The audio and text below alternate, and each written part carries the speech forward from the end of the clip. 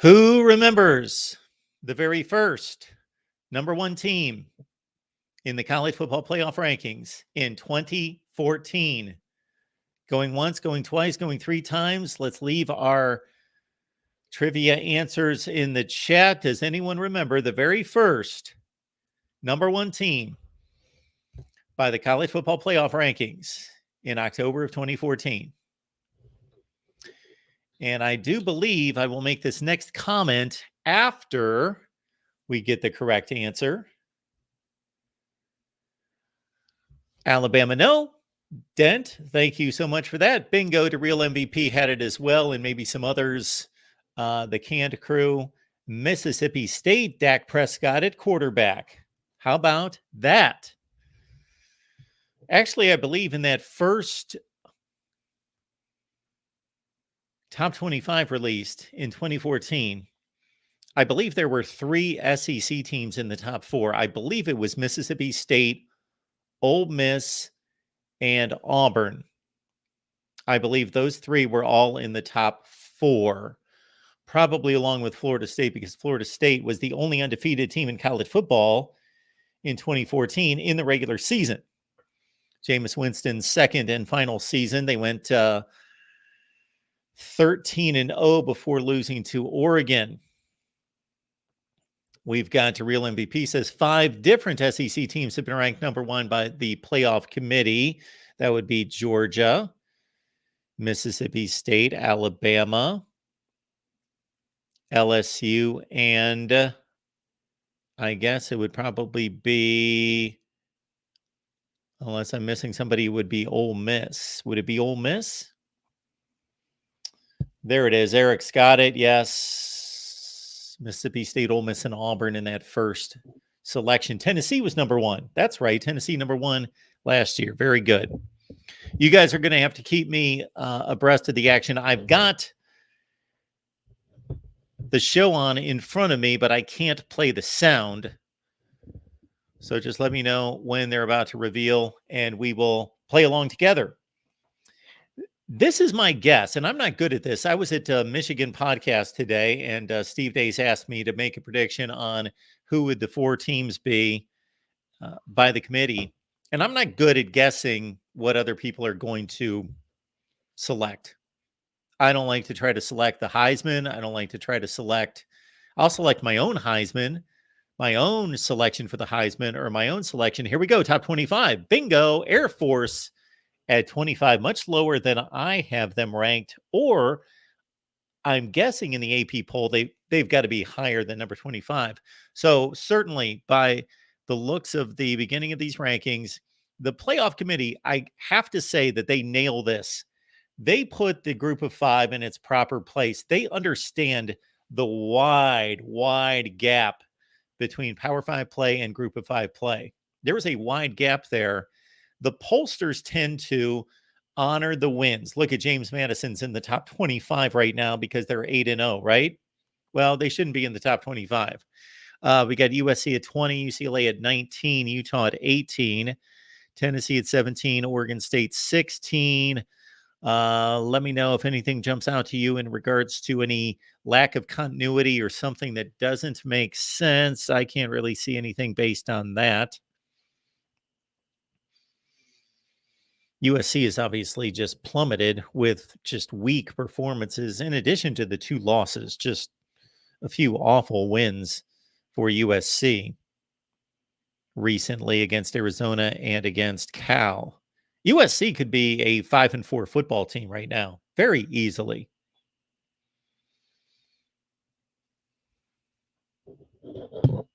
I really like UCLA. I think they've got an excellent team. If they had a veteran quarterback, if they still had Dorian Thompson-Robinson, At number 15 is Notre Dame. 14 is LSU. 13 is Louisville. Missouri's at 12.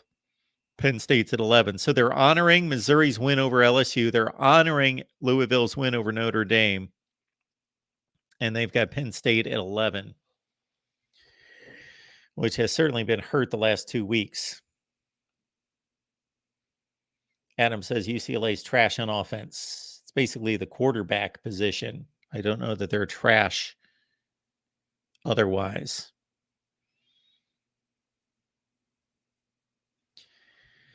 So I don't know, again, what the AP rankings are, but I got to think that this is fairly close to the AP rankings. It's actually pretty close to my rankings. All right, here we go with the top 10. Ole Miss at 10.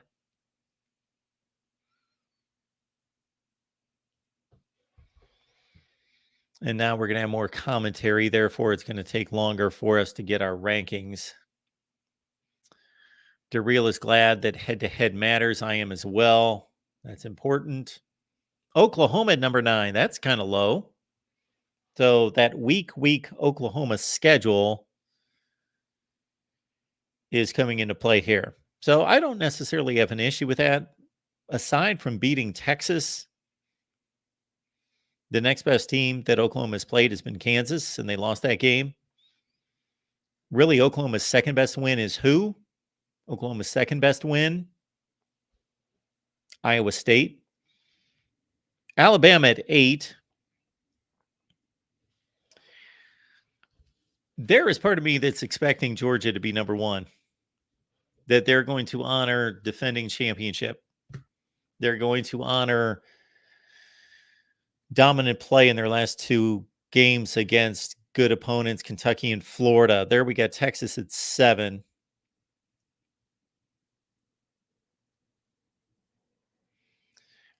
Sam thinks that SMU is probably Oklahoma's second best win. Well, the way SMU is playing right now, they're wiping everyone off the map in the American Conference. You're probably right. Okay, so we're down to 6. It looks like Oregon is going to be that best one-loss team. This portion of it is more intriguing to me right now than the undefeated teams, because the one-loss teams are obviously, they are on a wire. They're hanging by a thread. They cannot lose another game. They have to stay flawless beyond this game. So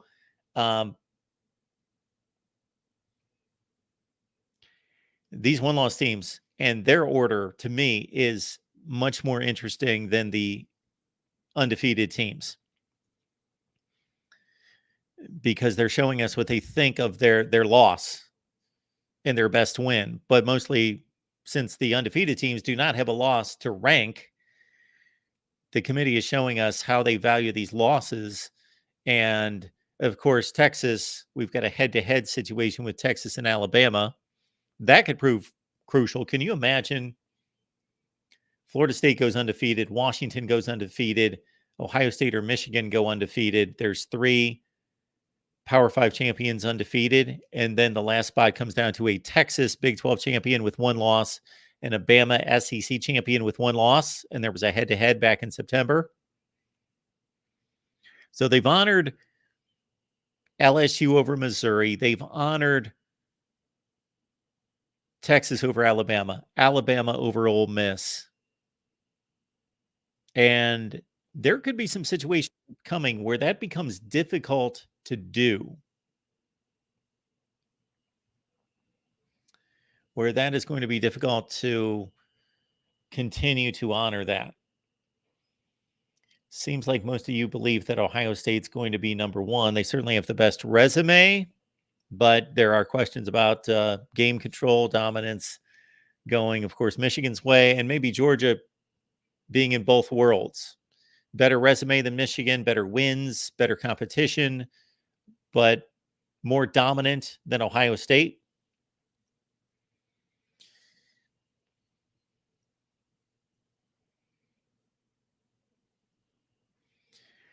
So again, we've left the StreamYard link in the chat. So we will have that option for all of you as we typically do, but we will also have some phone lines open here momentarily. So we will get that number to you as we look at the top 6. Here in the top 6, I'm expecting, yes, Oregon at 6, lost to Washington. Got to acknowledge and honor the head-to-head, even though, wow, Oregon played so well in that game against Washington. If you really consider the way that game went and the Dan Lanning decisions in that game and the missed field goal at the end and the 4th down miss, Washington struggling in recent weeks, falls to 5.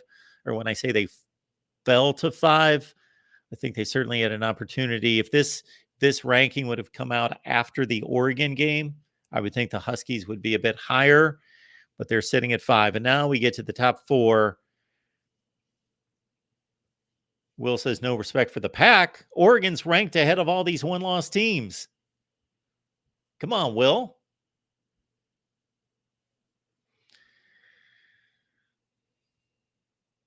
So we've got Florida State at number 4. Okay, that's what I predicted. I've got my predictions down in front of me. So no surprise to anyone. Florida State, the Clemson win is obviously losing some steam. The Duke win from a couple weeks ago, that's lost some steam since they lost to Louisville in shutout fashion. The LSU win is still a really good one, but that could get knocked down a bit this weekend when LSU and Alabama get together. Of course, that's going to be an enormous game, maybe the biggest game of the week to most likely determine the SEC Western Division.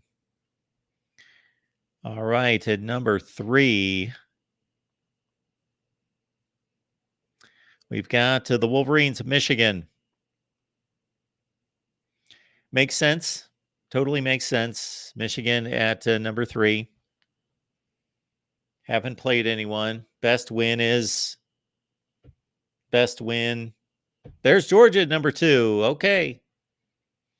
And that leaves James Madison at number 1. There we go. The undefeated. No, it's Ohio State at number 1. Okay. Buckeyes 1, Bulldogs 2, Wolverines 3, and the Seminoles 4 with the Huskies 5. Those are our top 5 teams and our 5 undefeated teams. There you see the call-in line. So you've got your option. The StreamYard link is in the chat. It's also in the description section of the video. Or thanks to Mr. Prangley, we've got the call-in line 888-799-4539. And looks like we've got a call coming in.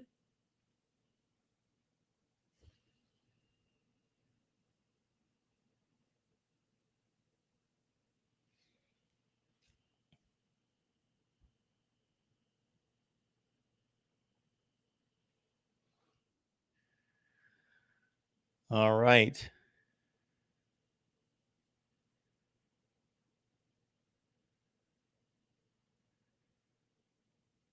So, Tim, just let me know if we have any calls coming in.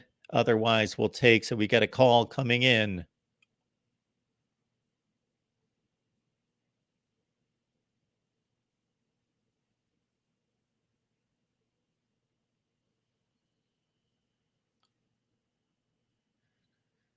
Okay, if we don't yet, I'll take the call coming in from StreamYard. Michael, what's going on tonight? Not much, Mark. How you doing, sir? I'm doing well. What's on your mind? Hey, I just got a question, though. Yeah, I know this is strictly scheduled to turn in Michigan right now. In the next few weeks, he's going to change it. But that said, though, I wonder, do you know if the community might have taken into consideration how dominant Michigan has been playing so far this year? Of course or they is that have. a moot point? No, that's part of the equation. Yes. Okay. That said, though, with Georgia having some tight games himself and stuff like that, are you kind of surprised Georgia's 2 and Michigan's 3? No, I'm not surprised. I think that there can be an argument for any one of those 4 teams. I can make an argument for Florida State being number 1. I can make an argument for Washington probably is the best 4? win, one single win. But yeah, I get your point. But I'm just saying that Georgia has a better combination of stronger schedule than Michigan right now. And I think that's really helped them to have dominant performances against Kentucky and Florida recently, I do think that there's a recency bias with this committee. They are not just saying each data point is exactly the same, and what we saw this past weekend is exactly the same weighted as week one. I think that they are looking for the best trending teams. That is part of the equation. Of course, they're not going to, just because a team won 6 great games at the end of the year and they finish 8-4, they're going to elevate them because they're hot. It's still a resume process, but they definitely look at who's playing better now. Mm-hmm. Another question, number 2 I got is first team to fall out of the top 6. Well, I'd have to think about who they're playing. I don't have a schedule in front of me. The first team to fall out of the top 6. Well, Washington's got USC on the road.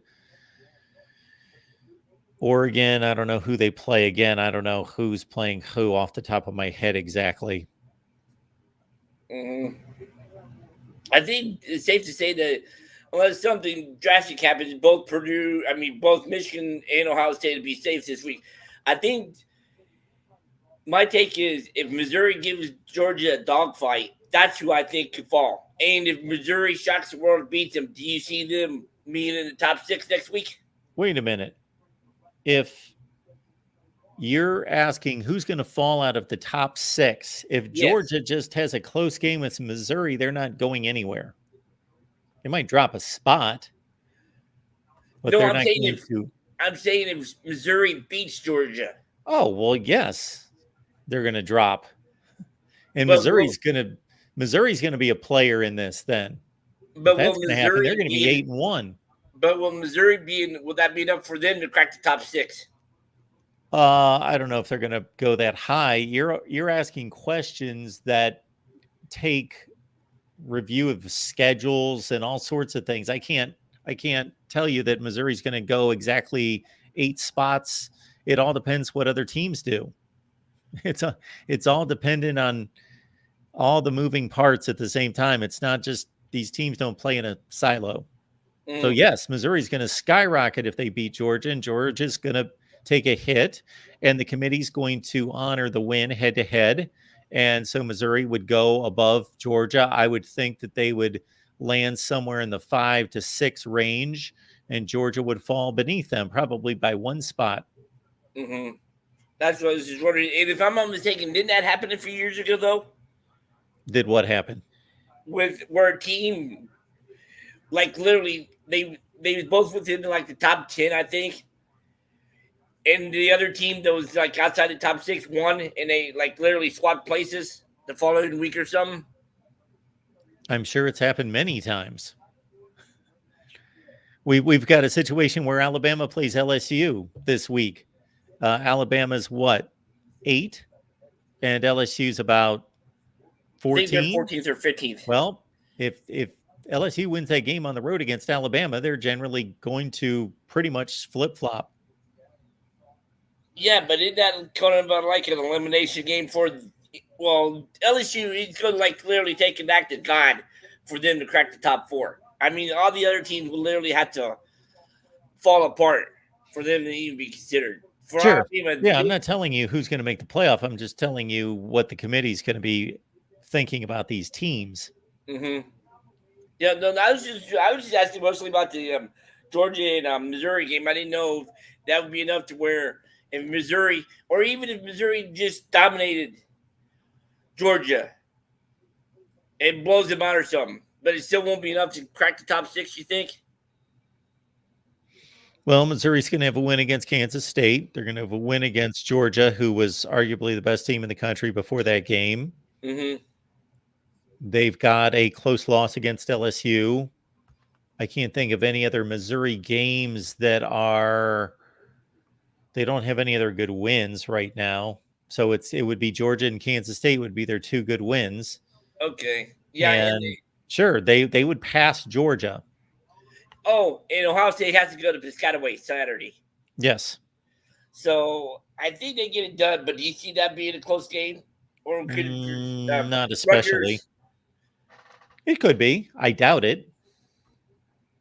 Or you see them, because I just like I was saying to people the other day, When are they going to play a complete game just like Alabama?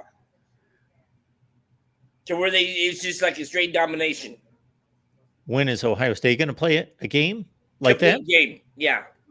Well, you should know better than actually, You should know better than anyone that they already have. Well, I take that back because I just remember about Purdue and stuff like that, though. But anyway, I was just wondering stuff like that. But all right, I'm gonna let you go because I see you got a lot of people behind you and stuff like that. All right, thanks, Mark. Have a good one. Thank you, Michael. So we've got a number of people on the StreamYard link, but we are directing everyone to use the phone line. We would like to try the phone call system, and so please just give that a ring, and then we will be able to take your call there. 888-997-4539. You got it right there.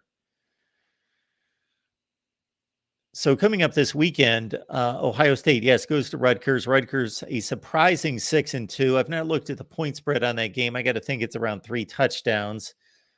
So Rutgers not expected to challenge Ohio State, but this is their best shot, certainly, in years and years and years and years. Georgia,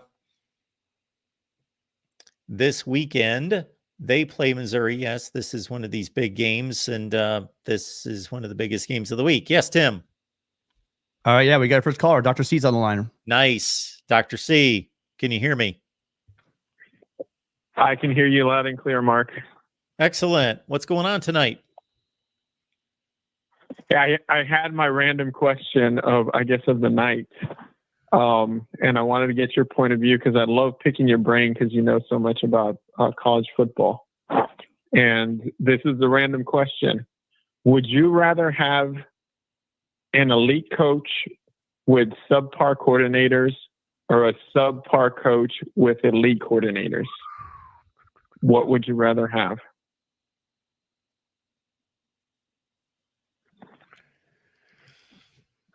That is a tremendous question.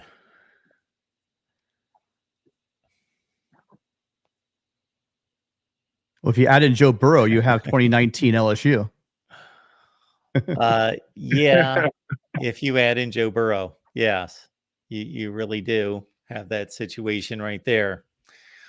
Man, I think it's more complicated than that. I can give you a hard and fast answer, but there are all sorts of levels of elite and levels of subpar. When you say subpar, I would tend to go, man, in the long term, I would tend to go toward the head coach because he's running the program. But if you want to catch lightning in a bottle for one season, then there you go. What Tim is saying, you could get away with once you start playing football in August, maybe get away with the head coach being less than what you would want him to be. And the coordinators are coaching the football and they are game planning and they're running the show from a football nuts and bolts standpoint to carry you through that season. But if you're talking about 5 and 10 years and leading a program and setting the culture and the itinerary and everything, the structure and the brand and representing the program, then you want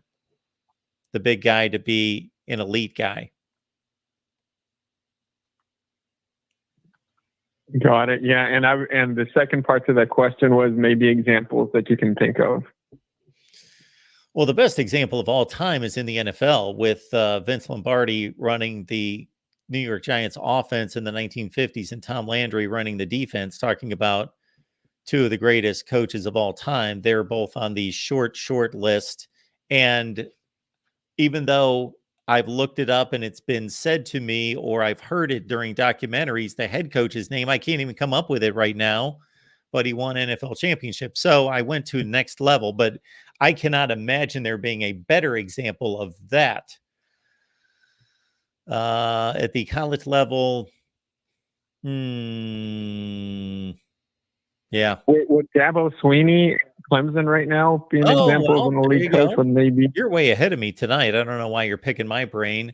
Well, Garrett Riley, we're talking about two coordinators who are fairly early in their careers, so we can't really name them as being subpar. And prior to this season, in the offseason, Garrett Riley was considered a hot commodity, not a subpar coordinator. And the defensive coordinator, Wes Goodwin is being compared maybe unfairly by some to Brent Venables, and he's not that good, but he still is a top 7 or 8 defense in the nation. Defense is not Clemson's issue right now. So I get where you're going in that direction, but really upon further review, I'm not saying Dabo's an elite coach and his 2 coordinators are schmucks, because they're not. Yeah, they're a little green, but yeah, I mean, Riley, I think he has a lot of promise. So you're right. But I was trying to think of someone that, like an elite coach that had maybe some subpar coordinators. That's a difficult one, because you would think part of being an elite coach is getting great coordinators, you know? There would be people that would say, I don't agree with them, but maybe at least on one side of the ball, that right now the Alabama situation with Nick Saban having Tommy Rees run the offense, he certainly hasn't proven to be anything special. Now, Kevin Steele running the defense is having a great season, although he's had a downturn in his career up until this season. Kevin Steele was really on top of his game 10 and 12 years ago and has had marginal seasons recently, but now he's rebounded with a really good Alabama defense. I would think if we went through college football history, we would find many more examples of up and coming coordinators who eventually became great head coaches on the same staff together, possibly under a marginal head coach. I guarantee we would find more examples of that. Yeah, absolutely. Yeah. As far as the elite coach and the subpar coordinators, I would think that would be an elite coach that just did not want anyone having any type of control on his program, right? So he kind of called all the shots. And I was trying to think of someone.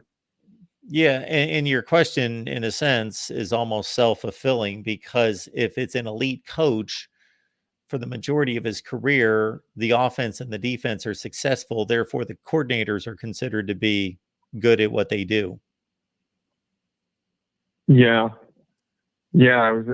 I mean, maybe he can pull it off, but you can't. I don't think you can.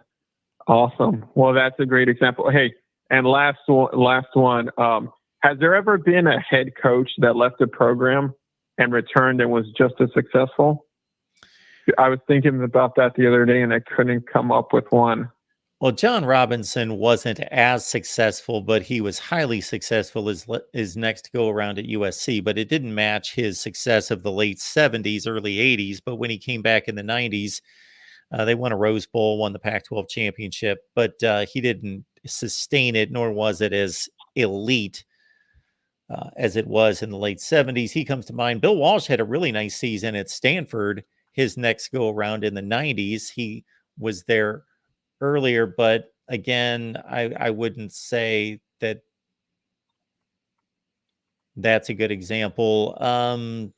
Who else has coached at their school twice? Bill Snyder, but Bill Snyder, oh my goodness, I don't think Bill Snyder comes anywhere close to getting the credit that he deserves. It's all you have to do is go back and look at Kansas State football records in the 60s and 70s and 80s prior to Bill Snyder.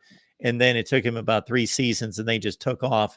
And he had a great run, of course, in the 90s and 2000s. And then he left and Ron Prince took over and they went down the tubes for about 3 or 4 years. Snyder came back and he never elevated them to where he had them before, but he proved that he could lift a program a second time at an advanced age. So that was pretty impressive. Yeah, and Snyder was a huge fan of junior college football players. Yes. I remember he was a huge in getting that. And that, that was also kind of new and not very many people replicated as well, not to the degree that he did, because he'd have like a whole team of junior college transfers, which I thought was neat. Yeah, he comes to mind. The guy that maybe has a chance, I don't think he'll get to is Rutger coach. Greg Schiano. Yeah. Yeah. I mean, he's recruiting pretty well. He's got him going, but I don't think you can't catch lightning in a bottle. What did they say that twice? Well, I would say that I for just one couldn't. thing, if we went back and looked at his first stay at Rutgers, we would be less impressed than what the narrative is. It's not that great. He went one game over 500. Oh, yeah? Yes. And in the Big East. I'm almost positive he went 68 and 67. Somebody can check me on that one. Oh, wow. Because I just remember watching those games on ESPN with Rutgers and yeah. Time has a way of. I guess. They had that big 2007 season, 2006 season. They beat Louisville, who was ranked in the top 5 in the country, and they ran out to like a 9-0 start. Yeah, he did really good things at Rutgers, and they were horrible before he got there. But yeah, let's not overplay his stay at Rutgers. Absolutely. Well, Mark, I'm going to let you go, but hey, thanks so much for answering my random question. And as always, you always ace it. You ace the exam. Well, we did our best. I got off to a rough start, but I started to shake the cobwebs and come up with some answers for you. Awesome. All right. Dr. Hey, Steve. thanks for everything, Mark. Appreciate it. Bye. We are looking at the ACC schedule, and for the first time, really, since this whole college football playoff business began, Clemson is absolutely no factor in this. They're 4-4. Can you imagine a Clemson football team going to be 4-5 if they lose to Notre Dame? Coming up on Saturday, the Irish a slim 2.5 to 3 point favorite in that game. North Carolina, what has happened to them? They have been a double-digit favorite the last 2 weeks, falling to Georgia Tech and to Virginia the weekend before that. So North Carolina has gone from a probable top. They would have been, listen to this. 2 weeks ago, North Carolina was 6-0. And we would think, okay, they've got Virginia, 24-point favorite, and Georgia Tech, 12-point favorite. Would have been a lot larger had they won against Virginia. But what we would have considered to be the 2 easiest games on the schedule at one point, they win those 2 games. They're sitting at 8-0. We would have all expected North Carolina to be 8-0 right now and be probably right behind Washington. And they have completely fallen out of the sky. And they weren't even ranked at 6-2. Georgia Tech taking on Virginia. I'm going to do a breakdown later this week of all the division and conference races. The ACC is a crazy one, and so is the Big Ten West. And consider there are 5 teams tied for first place in the Big 12. So started on that today. I got to weave through a lot of tie-breaking situations to post those videos, and I'm in the midst of trying to do that in the Big Ten. But don't forget, Georgia Tech is still alive. And I don't mean mathematically alive. I mean that they are legitimately alive to get to the ACC championship game. Florida State at Pitt, of course, the Seminoles, we see them at number 4 in this initial rankings. Virginia Tech, Louisville. That's a huge game. Look at this. Suddenly, Virginia Tech and Louisville are playing for sole possession of second place in the ACC to put themselves in a position with 3 games to play. For Virginia Tech, it would be 4 games to play to get to the conference championship. Who would have circled this game the first weekend of November? Virginia Tech, Louisville, each have 1 loss in the conference, and the winner will have sole possession of second place to get to a date in the ACC title game. Mark, down there, call when you're ready for it. Excellent. We'll take it right now, Tim. Thank you. Go ahead. Go ahead, caller. The voice of college football. Hey, Mark. Darrell, what's going on, man? How you doing this evening? It's Darrell MVP. Yes, sir. Well, thanks for calling. I was thinking about your segment. Yeah, no problem. I was looking at your segment about Georgia Tech having a realistic shot, and I somewhat disagree because Louisville beat Georgia Tech, and if Louisville beats Virginia Tech, Louisville's going to have to lose to both Virginia and Miami, which I just don't see happening. So I think they're a dark horse. I think they probably got less than a 1% chance to make the ACC championship game at this point. Yeah, well, I'm not debating that. I'm just talking about I'm breaking down scenarios. What segment are you talking about? I haven't even posted that video yet. Do you have some kind of ESP working or something? No, I was just meaning what you were just talking about. I didn't Oh, know okay. what word to use, so I used the word segment. Okay. Yes. So I'm I going to want to be talk posting a about the video. You're playoff ruining rank. my segment there, Derail. But yeah, Georgia Tech, yeah, I'm not saying they've got a good chance, but I'm saying that they're only a game out of first place. And yeah, they lose the head-to-head to Louisville, but they've got the head-to-head against North Carolina and some other teams. Okay, fair enough. And I want to talk to you about the playoff rankings, Mark, the big Yes. thing that came out today. I mean, to me, Ohio State has just, the red carpet has been rolled out for them to make the playoffs. It's really, really difficult for me to see any realistic scenario where they don't make the playoffs at this point. I mean, even let's say they lose to Michigan by 30 points, which every Michigan's fan dream is, I still think Ohio State makes the playoffs. They just got that huge non-conference win, which only Texas has that can compete against it at this point. Well, I got to say that prior to what we saw last season, the immediate response might be, well, they can't lose a game by 30 points and still make the playoffs, especially the last game of the season. Well, they lost it by 22 points last year. They still made the playoffs. So I get your point. If they go into Michigan undefeated, then they're 11-1. And if Penn State does not improve considerably in 2 weeks, I don't think that they can challenge Michigan the way they're playing right now. And so that erases that Well, whole hold on, Mark. 11 Can I and 1 challenge that point? comparison. Sure. I would like to challenge that point. What do you think the Vegas line is right now on Michigan, Penn State? I think Michigan's going to be on the road, a 6 to 8 point favorite. It's 2.5, Mark. Okay, it's 2.5 right now. We'll see what it is when they play, when it actually comes out. Okay. I got you. But the early look-ahead line is very low to me, very surprising. And it tells me Vegas thinks Penn State has a legitimate chance to beat Michigan. No, I which got you. I didn't think there was a chance at all. Well, they have the talent to do it. Um, You answer me this question. What was the Vegas line last year? I'd have to look that up. Yeah, it for was you. something like 3, and Michigan won by what? 25?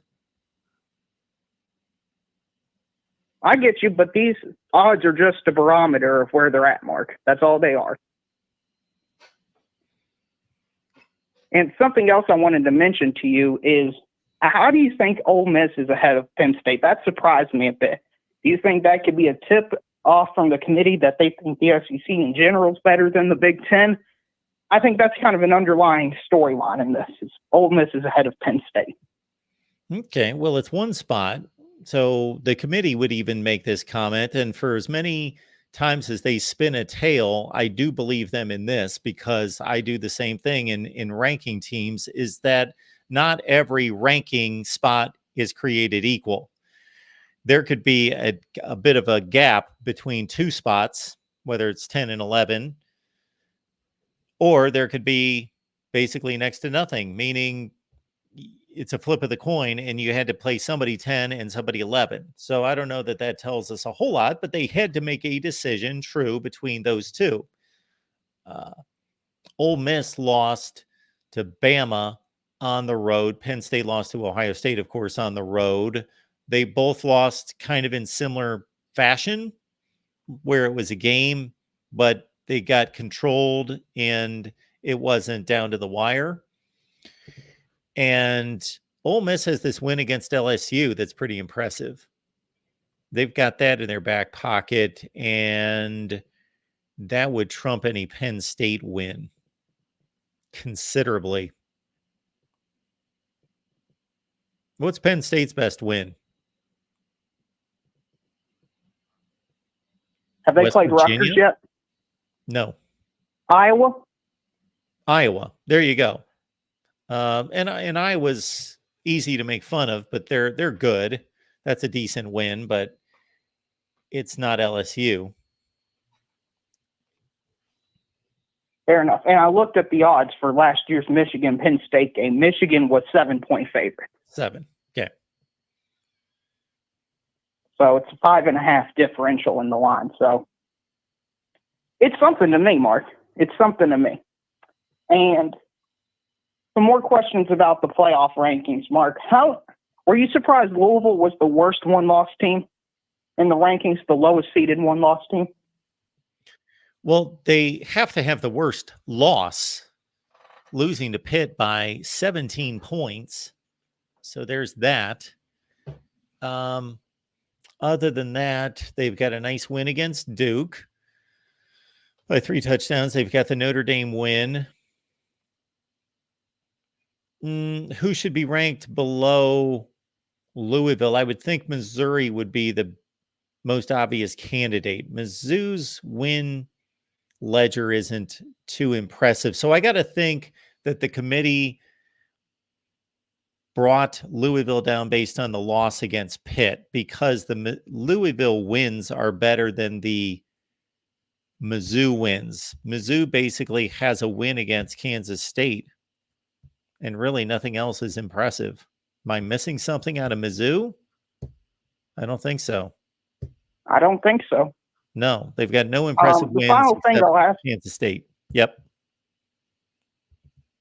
Final thing I'll ask you about, I'm sure you've seen it, Mark. I'm sure you've seen the pictures and even the videos. Do you think that was Connor Stallions at the Central Michigan versus Michigan State game? Well, I have not seen the pictures.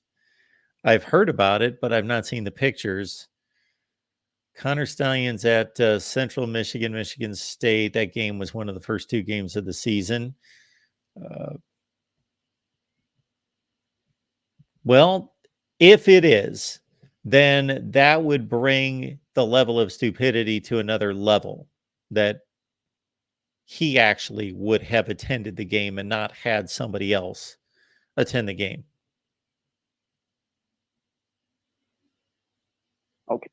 Okay, yeah, I've seen pictures. There was some even video. Some guy like took a picture of him at Michigan where they know it's him, and then this picture at Central Michigan and lined him up. It was awfully good match, Mark. I think you should look into it. So who's taking pictures I think at it a looks Michigan? exactly like him.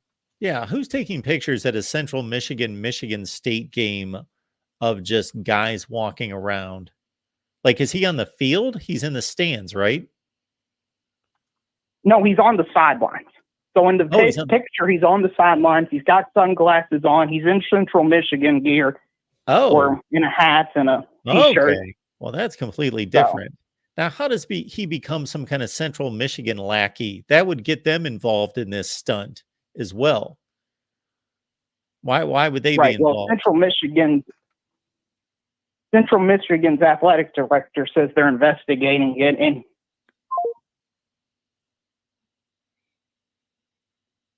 you still with us, Darrell? Actually, I think Darrell dropped. Darrell, call right back in, though, because there's nobody on. Oh, here's Will. Hold on 1 second. While we're waiting for that, Falconer TRX, thank you so much for the super sticker. We appreciate you. Falconer TRX usually calling us or contacting us on the Miami and Florida State channel, so he has found us tonight. We are simulcasting only on the college football playoff contenders: Oregon, Ohio State, Michigan, Florida State. All right. Mark, you have another longtime caller, Will ND. Will, how you doing? Hey, guys. Hey, Will. What's going on? Wanted to get some of your takes about the playoff. Heck yeah. What do you guys think about Texas being ranked up ahead of Oklahoma, even with the head-to-head? For me, head-to-head should always matter. I mean, I know like the Kansas loss just happened, but I still feel like since the Sooners won on a neutral site, they should be ahead. I know you don't agree with that, Tim. Of course, you don't like the Sooners, but just out of principle, I feel like the Sooners should still be ranked ahead of the Longhorns. So I agree with you. I always honor head-to-head.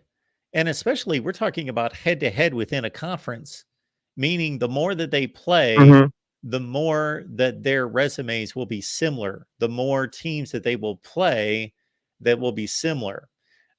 Texas beat Kansas head-to-head and dominated that game in the fourth quarter, ran away with it. And of course, Oklahoma, that's their loss. Now, at this stage of the season, I cannot think of anybody else that they've both played. Yeah, I don't think there's anybody else at this stage that they both played in the Big 12. But I think you just flat out honor head to head.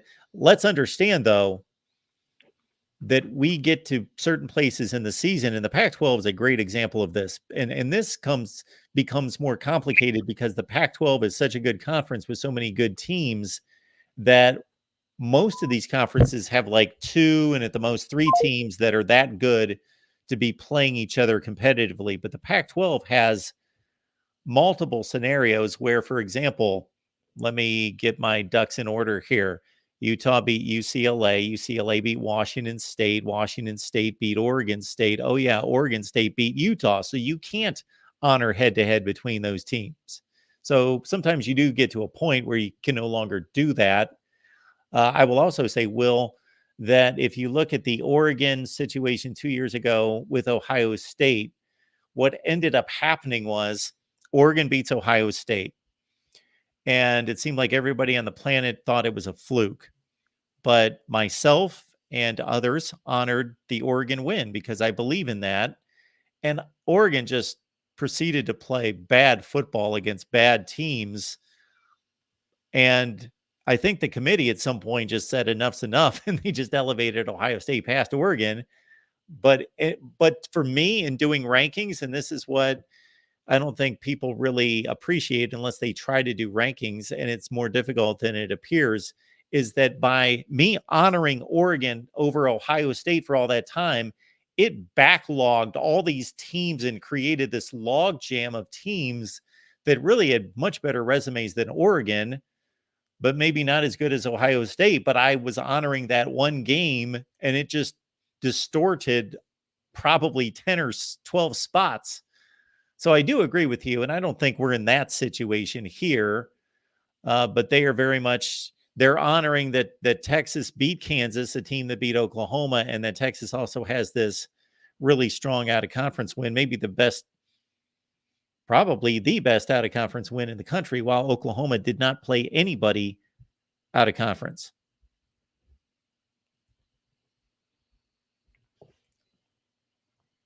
Still with us, Will? We actually, I will drop. Will, call him back in. But we have Ben on the line for you, Mark. Ben, what's going on tonight?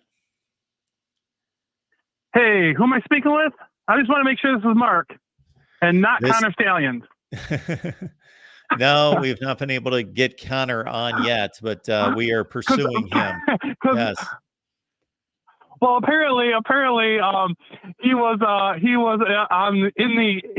had a coach's pass to be on the sidelines for Western Michigan game. The coaches, apparently they have to sign off for him to have that pass, and he had it. And that's kind of crazy. If he did that, I'm not even sure I'm not talking to him now. Yeah, I don't know, really. I would think it only makes sense that the lower you go on the Power 5 into Group of 5 rankings, the more leniency there are to gaining field passes. And I really can't understand that. Why a Michigan staffer would get a field pass on the sideline in Central Michigan. I don't know. Maybe they saw that there was no harm in that. I really don't know. I don't know what to tell you. I do know that, there has been coaches coming from back, kind of back and forth from there, but whatever. I didn't really, it's kind of getting more funny as it progresses. I wasn't calling about that. I was calling about the Georgia being number 2, and Ben, you still with us? Yeah, can you hear me? Yeah, I got you. Hello, Mark. Okay. We got you. I don't see any scenario you put Georgia. Okay. I don't see any scenario you put Georgia at number 2. The scenario is they played a better schedule. And you're obviously talking about ahead of Michigan.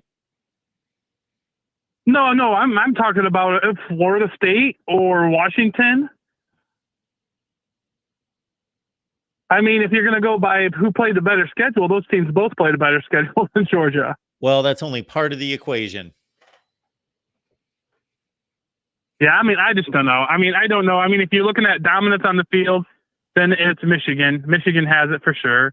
If you're looking at schedule, you know, if that's the most important part of the equation, then definitely Florida State and Washington. I mean, Washington plays in the so far. I mean, they're playing in the conference that has been the most dominant conference out of conference, or get with out of conference opponents.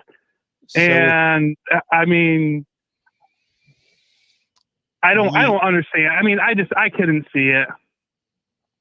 well, it would be interesting to line up all three of those schedules next to each other. Off the top of my head, yeah, certainly Washington's got the best win. Nothing Georgia's done compares to Washington's best win. That win was less than impressive from the standpoint of dominance. It was basically a flip of the coin kind of performance. After the Oregon win, who is the second best team Washington's played? I would say Arizona. That's their second best win, right? If I'm missing somebody. Didn't Washington beat? Let's see. Let me look at Washington. I'll just look at Washington's schedule real quick. Yeah, I can pull up their schedule, but their second best win, I think, is Arizona. Which I'm not dissing that win, because that win's becoming better and better all the time. Arizona's a good football team. Arizona could, with a couple of different breaks this season, could be 2 games better. So Washington. Yeah, let's look at their schedule. They got Boise. They got Boise, Tulsa, Michigan State, Cal, Arizona, Oregon, Arizona State, and Stanford. That's their wins. So but you know, by that measure, the flip. You know, you say the flip of the coin when it comes to Oregon, but that's the game that projects Ohio State to number one, is a flip of a coin game beating Notre Dame. True. You know, I mean, that's where I don't make sense of it. Yes, on the road versus at home. True, at home. Yeah, but it was also a 1-point game. Well, regardless, no, they were both 3-point games. But 1.3 points, it's one score. It's the next score will win the game, even a field goal. But anyway, we're looking at Washington's schedule right now. Boise State's becoming a better win. They're starting to get off the deck and play better football, but still, I think they're 4-4. That's not much of a win. And that was actually a close game for much of the game until Washington pulled away. Tulsa's no good. Michigan State's no good. Cal, they blew them out. They did what they should do against Cal. The Arizona win, again, that's gaining more steam all the time. And then they win this game against Oregon. And to your point, I am somewhat making disclaimers about Washington's win, but there were no controversial calls, nothing like that. They won fair and square. They should be given credit for what is one of the 3 or 4 best wins in the country. Then this Arizona State game was not pretty, and Stanford is terrible. And that game was 35-33 deep into the fourth quarter. So their last 3 wins have been near nail biters. They were losing to Arizona State 7-3 in the second half. Like their last 3 games. Now, Oregon, hey, any way you beat Oregon, it should be credited as a good win, regardless of what it looked like. And that was an exciting game, and there were definitely 2 quality teams on the field. But the last 2 weeks, I got to think that that's weighted them down considerably. And there is a recency bias among this committee. I have always noticed that. And that's the only thing I can see. Only way I could see Georgia put it in that number 2 spot is just because how they've played recently. That's the only if I look at the whole season, I can't see putting them there because they were struggling in games, and the scores are actually farther apart than I think the game actually, was, in those some of those earlier games they had this season. And but I think they're playing better now.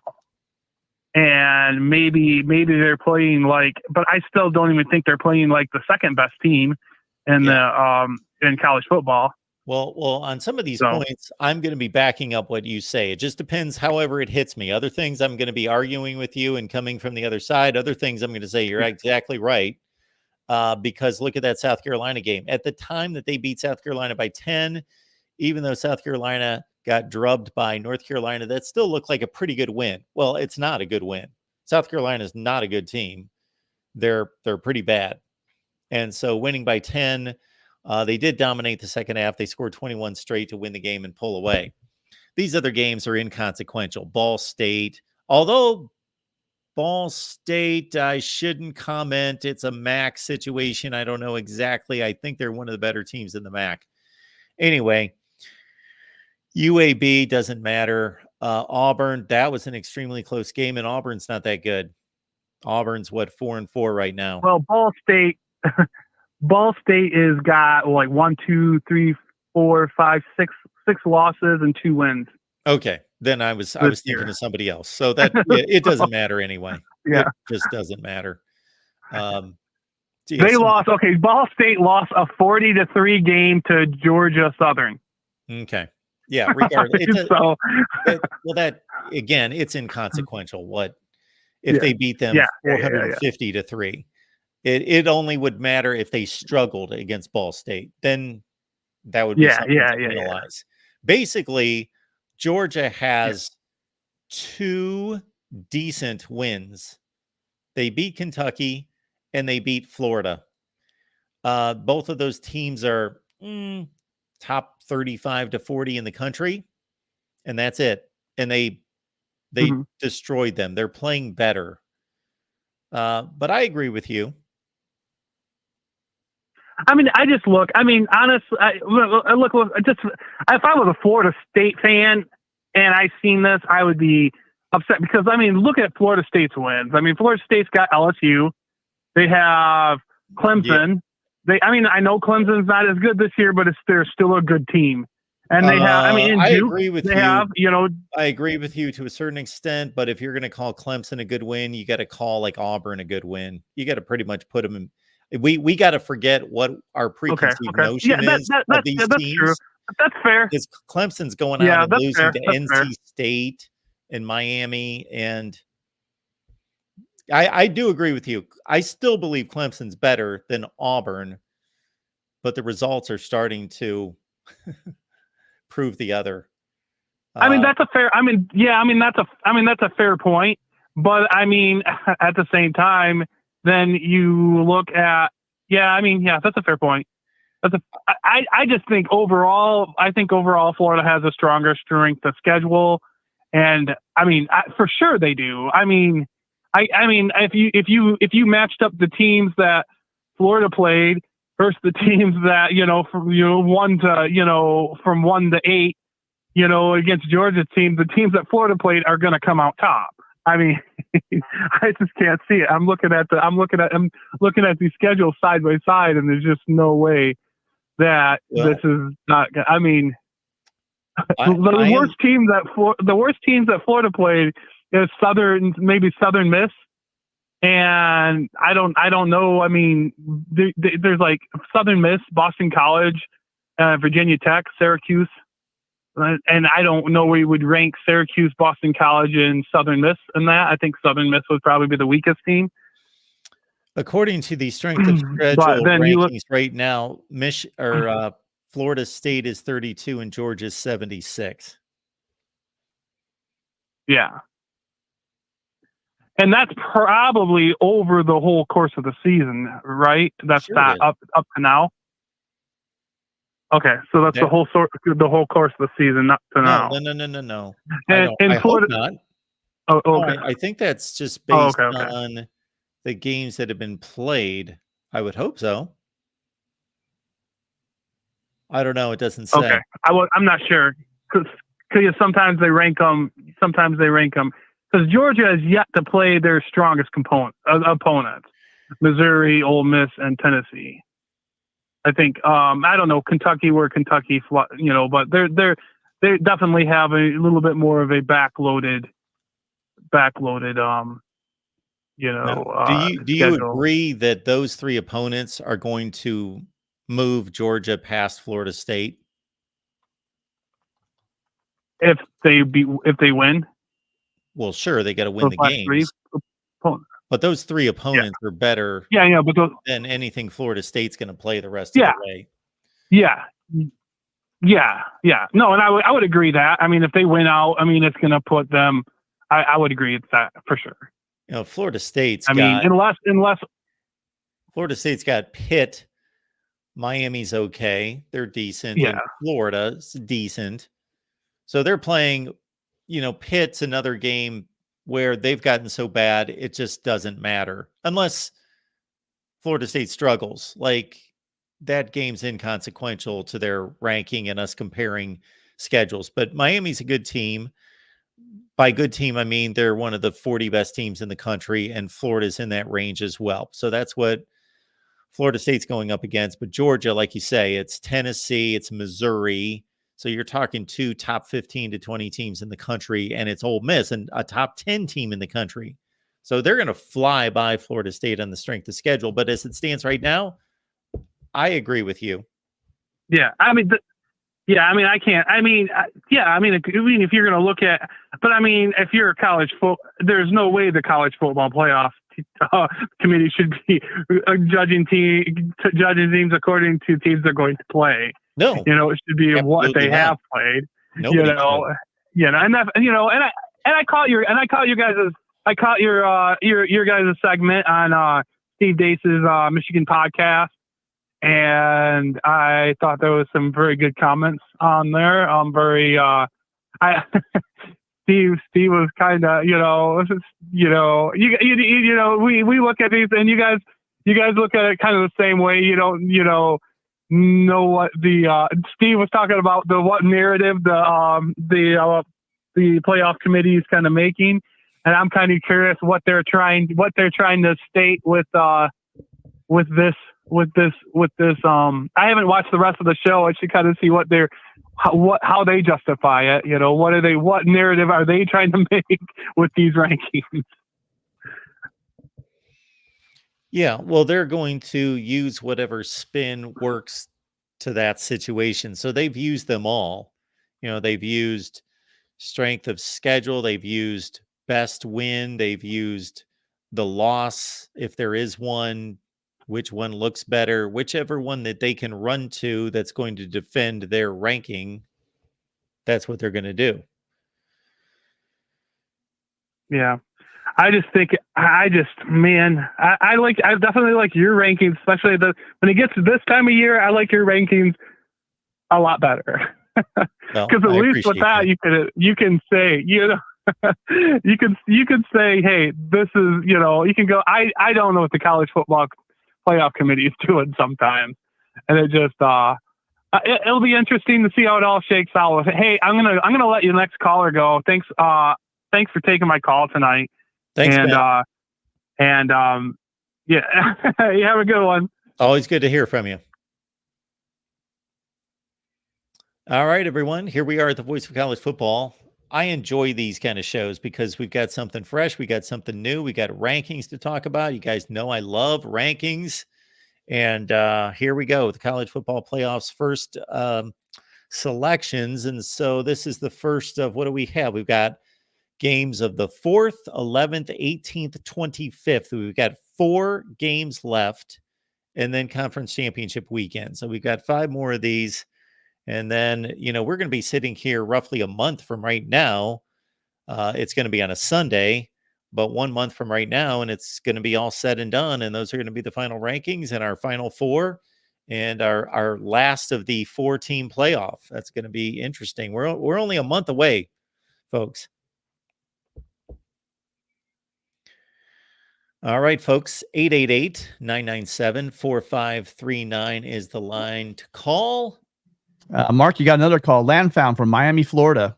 Nice. Landfound, what's going on? Not much. I just looked at the college football rankings that came out tonight. Yes. And for me, it's a continuing conversation. After subscribing to your channel and paying my $5 a month, I see the secret to your picks. Okay. And that is tradition. Look at the top 10. Look at the top 25. They're all traditional college football powerhouses, with the exception in the top 10 of Oregon. It's tradition. Tradition goes such a long way in college football. It carries a lot of weight. Anyway, that's my take for the night, Mark. I'll hang up, listen to what you have to say.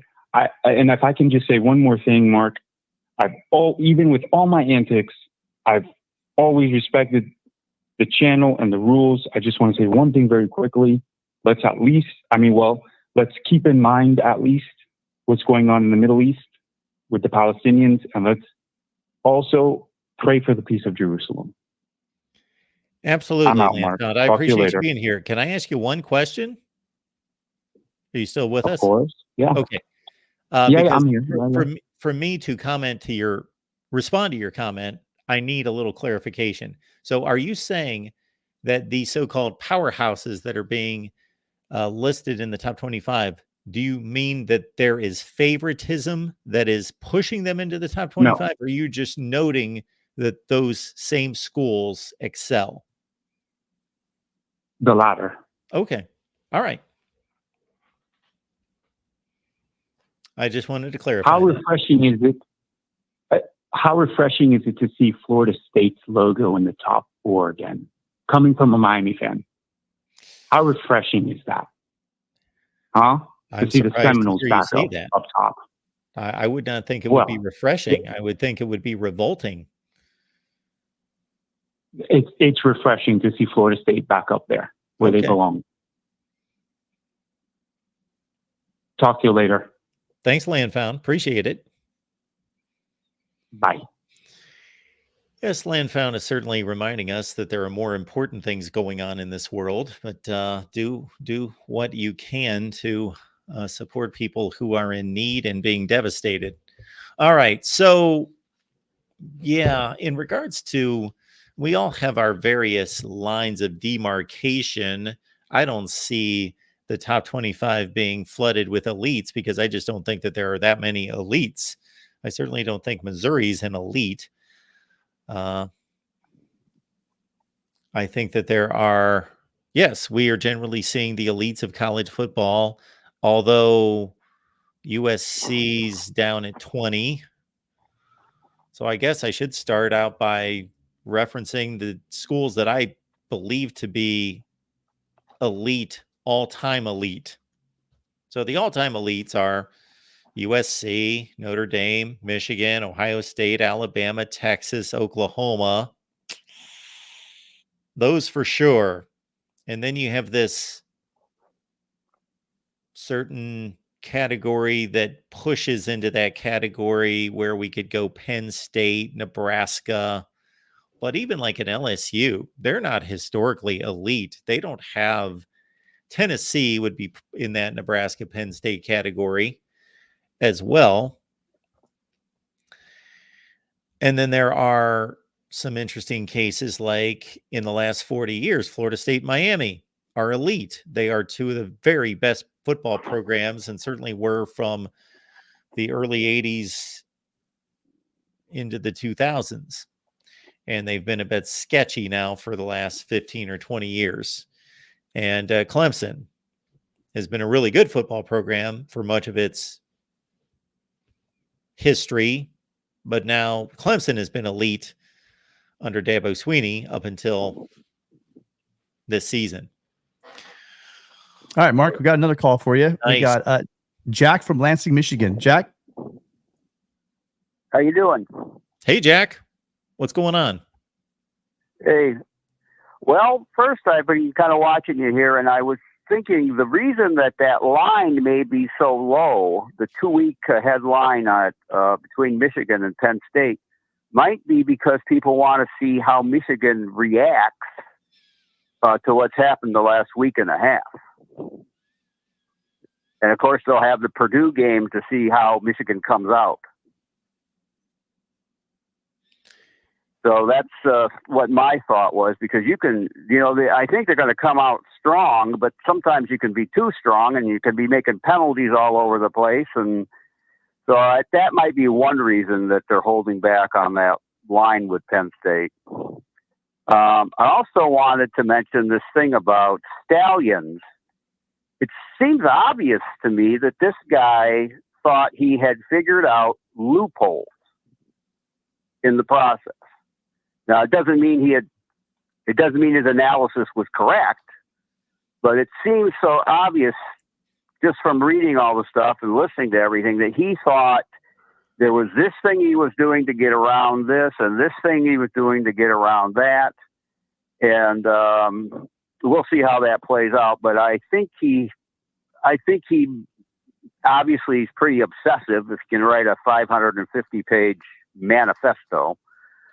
But I think he had told himself that he had figured out loopholes about the rules, and the different rules they've read, quite frankly, are a little confusing, at least when you hear what's read on the internet and stuff.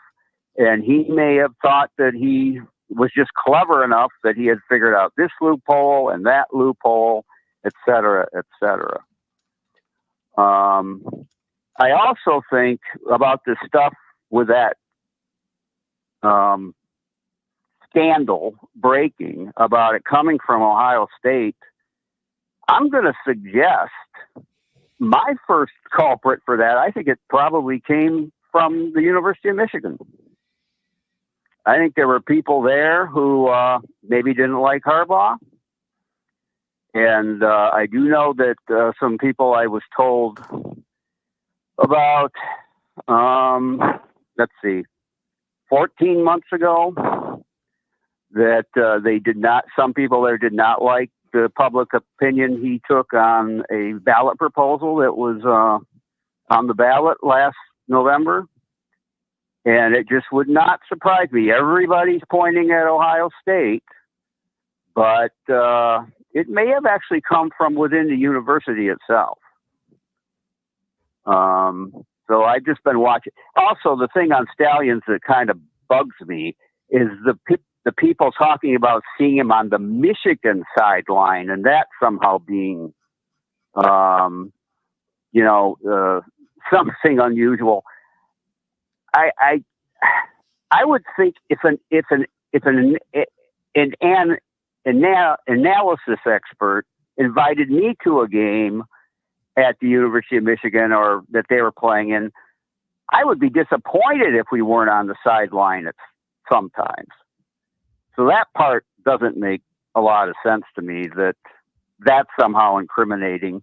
And maybe it would be interesting to find out. I do wonder what other responsibilities he had or has other than stealing signals. Is he a guy that you turn to and say, hey, they just put in number 64 and 62. What do they usually run when they do that, or something like that? Does he have other? I have to assume all of his responsibilities as an analyst are not just stealing signs.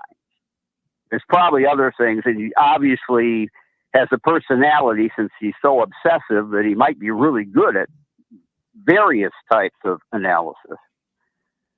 So I thought that might be, it's just something I've sort of been paying attention to and wondering about. And then I have to comment on something to Tim, if it's okay.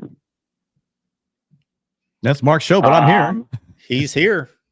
Yeah, well, because I've agreed with you on almost everything you argue while I've watched this, especially the thing about who should make the playoffs and nothing in the expanded playoffs and things like that. And I did already know you were from Michigan anyway, or your family was from Michigan to begin with. But I'm going to tease you a little bit and wonder and question. Do you think when Southern Cal gets in the Big Ten, should their first 8 games against Michigan be in the Big House? Are you making And then a after reference to that point, Are you making a reference to Rose Bowls? Is that what you're doing right now? yeah, since the only one of the 10 games the two teams have played has been outside of Southern California. Well, you're getting the first shot. It's gonna be Ann Arbor for the first game, but don't you guys want to get out of Michigan and like late October, November, come up to California? It's been 85 all week. You sure you don't want to come out and just relax a little bit? Okay, now you're winning the argument. Damn it. Yeah. But yeah, I just wanted to tease you a little bit about your 6-4 advantage in the overall record. Yeah, I think there is obviously an advantage playing, but remember this: USC does not play in the Rose Bowl. So actually, for the field, right, everything that goes along with that, they play once every 2 years in the Rose Bowl, and usually it's not like you guys are flying out on a Thursday and playing a Saturday game, right? You guys are usually there for the festivities the whole week, so it's not like a jet lag issue as well. Usually in the Rose Bowl, the conditions are about as good as they get in college football. So again, weather or those conditions are out the window as well. I do say you're right. It is. But, there's a lot of people in the past have said, what about distractions? See, when you get a team away from home, the girlfriends, all those other distractions go away and you kind of get them, isolated. There's an advantage to that when these kids, the day before, they're talking to their girlfriend, etc. There can be distractions at home. So I think it goes back and forth. I think if you flew out here on Thursday and played on a Saturday, then I can see that as a travel day and an issue. But when you come out for the full week and you're out here for a full week of sunshine before the game, I'm not sure really how that is much of an advantage to either team. Well, I don't know. I think Bo Schembler tried about every different tact he possibly could, and most of them just never worked for him anyway. So. Oh, he just didn't get a shot. Anyway, I just had to toss that in. He didn't get a chance at the Helton teams and the Hackett teams. He got stuck with some of the harder teams that over the past 40 years Trojans have had. So that's true. But anyway, I just had a few things to mention there, and I'm curious. I still would like to find out what other responsibilities Stallions had besides stealing signals. What does an analyst do? I'm kind of interested in that. So I'm not an expert on what analysts do. We could certainly talk to certain people that could enlighten us a little bit more, but they're numbers crunchers for one thing. So depending on their background and what they've done in the past, but most of these things are. So for example, I do know one that has just here in the last season joined a Big Ten team, and I haven't really discussed it with him, but they can watch tape. They can be given a task to, evaluate these 4 opponents and clip off every time we've got a 3rd and short or a goal line situation, a short yardage situation. I want to see what defensive alignment they're going to give us. And you clip out all those, and that could be 27 plays during the course of the season. So they got to run through the tape and find all those scenarios. They could just be analyzing numbers, given data, and find all the times that this scenario has come into play and what they've run and how successful they've been. And they're basically taking what is a fire hose of information and giving it to the assistant coaches and the coordinators in such a way that they can then game plan and work with the information. I know that that's a large portion of it right there from both a number standpoint and a film standpoint. Okay. That was one of the things I haven't reacted well to with this scandal, is that somehow him being on the sideline with the team somehow was off base. And it seems to me like, why wouldn't an analyst be on the sideline with the team that he's working for? That part has not made sense to me. Yeah, it doesn't make sense to me either, because they are not allowed to be coaching the team, having any contact with the players. They're in a non-player relations role. And then so to have them on the sidelines, I'm not saying that's against the rules. I don't know. I'm just saying that doesn't seem to go along with the defined role. Okay, well, maybe I'm wrong on that then. But I just thought, well, I thought, gee, maybe he was even supposed to be on the sideline. Maybe it was part of his job description that you're supposed to go to every game. So I'm learning something a little bit with what you're telling me there. Well, wait a minute. When I defined the role of the analyst and gave you some of those duties, I definitely know what I'm talking about there. And I'm not saying that that's an exhaustive role description. I'm just saying that I know of those things. When I am talking about whether they should be on the sideline, not on the sideline, whether most of them are on the sideline or not, I am conjecturing completely, because I am just putting two and two together that these analysts are in a position where there was a NCAA violation a couple of years ago with a team in the Big Ten where there was found to be player coaching by one of the analysts, and they were at the practice coaching players, and they're not supposed to be. That's not their role, and it goes against NCAA guidelines. So I'm just conjecturing, and it seems like an obvious point to me, that if that's the case, and it is the case, that if they're not supposed to be coaching the players, that they wouldn't be on the sidelines for games. I just assumed that they were in the booth. I've not been keeping track of analysts to see where they are on the sidelines during these games, but that was my assumption based on their role description. Okay, well, that's you're telling me a little bit more than I knew before. So, but anyway, that's my 2 cents worth. And again, I've been watching the show for a long time, and I like the phone number. I have a little more trouble trying to get online, so I appreciate having the phone number to call. Absolutely. We will do our best to make that a regular point going forward, but we can't guarantee anything in the interim, but we will eventually. And so thank you for that. I appreciate you watching. Yep, have a good night. You too.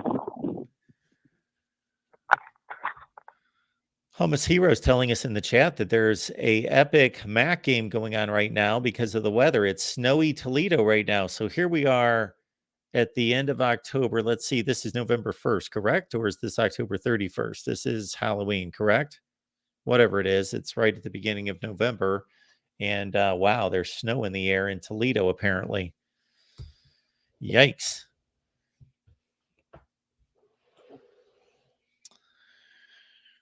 So we have Ohio State at number 1, Georgia's 2, Michigan's 3, Florida State's 4, Washington's at 5. So those are the undefeated teams. Oregon, the top-rated one-loss team, and I definitely agree with that. Definitely agree with Oregon should be the top-rated one-loss team. Amazon links in the description section of this video, all the videos. Please use the Amazon link. I cannot emphasize this enough. You have the same shopping experience. So whatever your shopping experience on Amazon currently, it's going to be completely transparent, completely the same. Grab the link that we provide, put it somewhere where you will remember it, and shop on Amazon using our link. You help us grow and build the channel that way. Doesn't cost you a penny. Also, we've got our Discord link. You can get that by becoming a YouTube member on this very channel if you're watching on the main channel. If you're not, go to the main channel, become a YouTube member, and you get the Discord link, meaning you can talk college football 24/7, 365. You can jump on there and talk college football with us. You get my picks. You get the picks from Steve Merrill from Wager Talk. He's 17-5 against the spread since the beginning of last year. And then we also have Ticket Smarter. So if you're going to a game this year, you want to get some money off and you want to get the best secondary prices on the market, meaning the best prices on the secondary market, you go to ticketsmarter.com or download the TicketSmarter app and use the promo code that we provide, BIG. It's BIG and BIG20. Those are the two promo codes. So BIG gets you $10 off, BIG 20, $20 off from a purchase of at least $300. All right, folks. If we are good to go, then we can certainly shut down for the night. We've got big Wednesday in store, as we always do, 11 a.m. Eastern Time's Ohio State Buckeyes live. Then we've got the Florida State show at 6. We've got the Miami show at 7. And I'm working on a series in which I'm going to dive into all the conference and division races and go through all the various scenarios and what it could look like. And then also, in addition to that, had some other video ideas I will get to here. All right. If anybody wants to call in, the number is 888-997-4539. So we will wait a few minutes, and if anybody wants to call, we are certainly taking more calls. Otherwise, I think we have broken down the college football playoff rankings about as well as possible for right now. Maybe I will give them another look, and maybe that's another video forthcoming tomorrow. College football playoff rankings. Maybe a Heisman video is coming. Look at this. This is my Big Ten breakdown. A lot of good numbers there, a lot of metrics, a lot of tiebreakers. When you consider that Minnesota, Iowa, Wisconsin, and Nebraska are all 3-2 with 4 games left in the season, there are all sorts of scenarios to weed through there. And then we also have the ACC. Those are the only 2 conferences I've taken notes on. So if I want to get through all 5, I've got a lot of work to do. All right, Jack from Lansing, Michigan on the line. Jack, how you doing tonight? Oh, no, Mark, that was from before. Oh, sorry. That was a previous caller. That's very good. Okay, I think we are good to go. Tim, when is the call-in show on the USC channel this week? It's on Friday, correct? We've had to change that. It's going to be Thursday at 4:00. Yeah. Okay. Thursday, 4:00. Don't miss it. Pacific.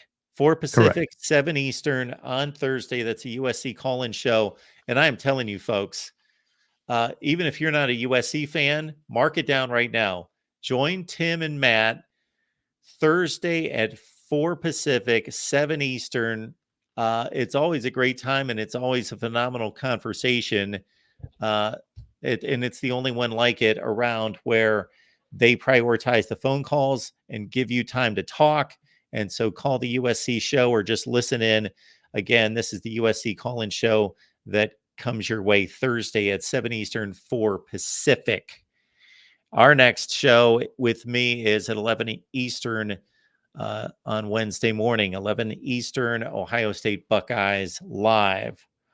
All right, folks, appreciate you being here at the Voice of College Football. We will see you soon.